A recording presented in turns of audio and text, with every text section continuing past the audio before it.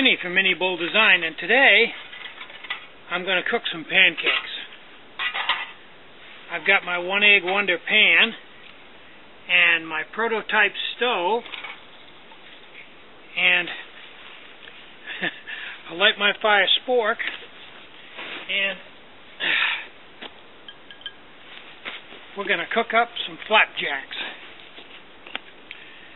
Now, I've got this all mixed up ahead of time because I'm sure you didn't want to stand around and watch me mix it up. So, as soon as this pan gets warm enough so it starts to sizzle, which is very close, we'll pour some pancake mix in here and cook up some flapjacks. This is just regular Aunt Jemima pancake mix, just add water.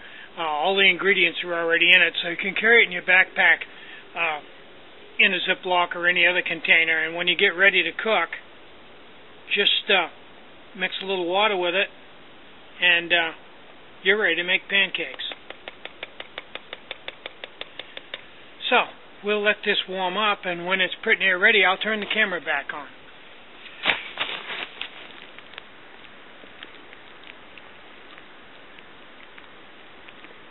This is almost the ideal setup for cooking pancakes out in the wild. A good controllable alcohol stove with a good solid base that's steady. Now I put a rock underneath this that I got off a stump a little ways away. So I've got a good non-flammable solid surface.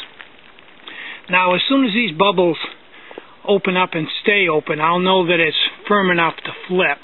You can see right now that they're closing back up again, but they'll be solid soon enough.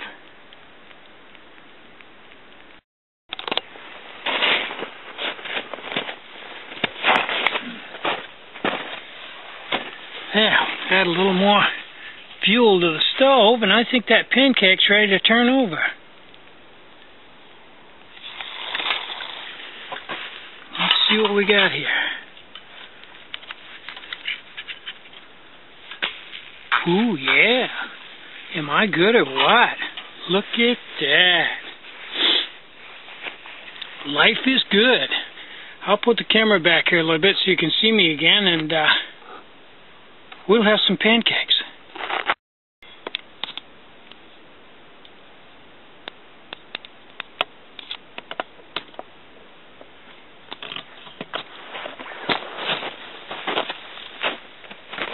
Okay, I think that baby's ready to eat. Oh yeah, look at that. Now, if you're lucky enough to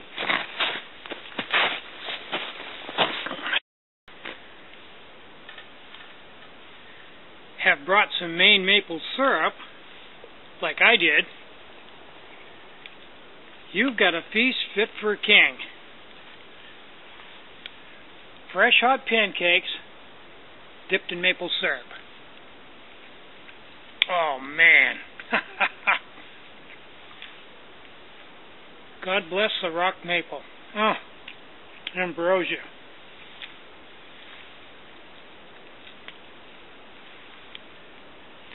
This is the way I prefer to eat pancakes out in the wild. Rather than putting them on a plate and all that, just pick them up in your hands, finger food. Dip them in a little maple syrup and eat them. Oh man, fantastic.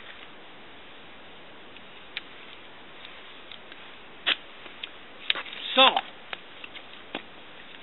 I think we can all say that getting up in the morning and having flapjacks for breakfast would be a really good idea. High carb, really tasty, and with this setup, extremely easy. I'm amazed how easy it is to cook pancakes on the trail with this setup. It'll work equally well with a Bongo Pro or a regular Bongo high nipple with a wire pot stand. This is a little more stable, but the wire pot stand I think is equally stable. Just a really nice setup, and the heat is perfect for this 1 egg wonder pan. So now that we've got that out of the way and I've had breakfast, let's go look at some video I shot of some of the trees around here and give you a little more insight into the flora and fauna of the Maine woods. I'm Tinny from Mini Bull Design. Bye-bye.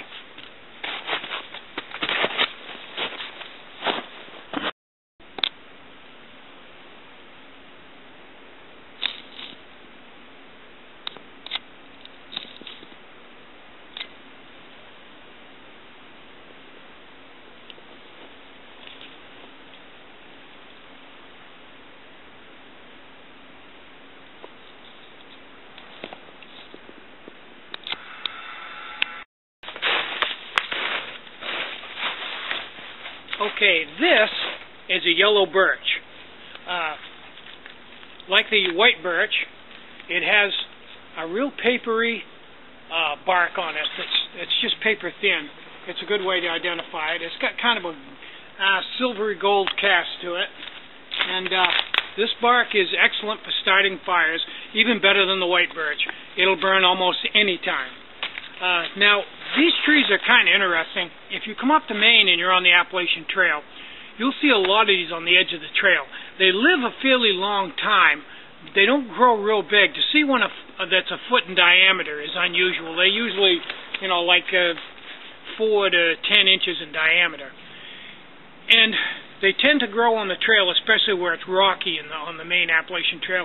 The roots tend to grow out and do all kinds of weirdo things. Almost looks like something from some kind of a fairy tale or something. They'll curl and spin, and the trunks will turn, and all kinds of different configurations. I've photographed a lot of them over the years as I've been out on the Appalachian Trail. Really interesting tree. One of the other things about this tree that's an interesting little fact is, and I haven't tried this, but I have been told by the old-timers, and I've read it on the internet, that if you tap this tree, if you find a good healthy one and tap it, that the syrup from it, when boiled down, they say is exactly the same as the syrup from a rock maple. So, according to what I've read, you can get maple syrup from a yellow birch. Kind of weird, huh? I think that's something the Indians taught the Pilgrims. I'm Tinny from Mini Bull Design. Get out and hike. Have a great day. Bye-bye.